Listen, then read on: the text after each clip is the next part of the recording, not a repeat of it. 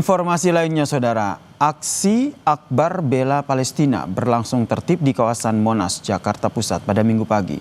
Seruan mendorong kemerdekaan Palestina dan menghentikan genosida di Gaza.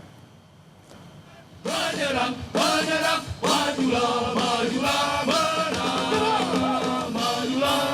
ribuan orang dari berbagai elemen masyarakat memadati kawasan Silang Monas sejak pukul 6 pagi, Saudara.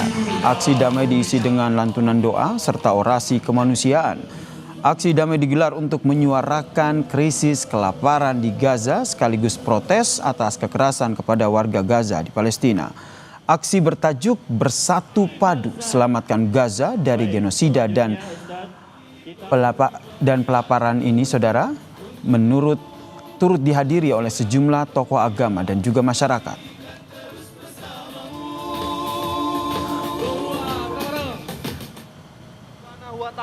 Tuhan yang Maha Kuasa. Dalam aksi bela Palestina di Monas, Menteri Luar Negeri Sugiono menegaskan isu Palestina telah menjadi bagian dari agenda pemerintahan Prabowo Subianto. Sugiono juga kembali menegaskan komitmen Indonesia terhadap kemerdekaan Palestina dalam arah kebijakan luar negeri Presiden Prabowo melalui perundingan internasional. Tidak hanya diplomasi, namun dalam bentuk nyata, kepedulian pemerintah Indonesia kepada rakyat Palestina akan mengirimkan 10.000 ton beras dalam waktu dekat sebagai bagian dari dukungan kemanusiaan. Tuhan yang Maha Kuasa. Pemerintah Indonesia konsisten menentang genosida. Pemerintah Indonesia menentang pelaparan yang dijadikan senjata untuk pelantikan Presiden Prabowo di gedung DPR MPR.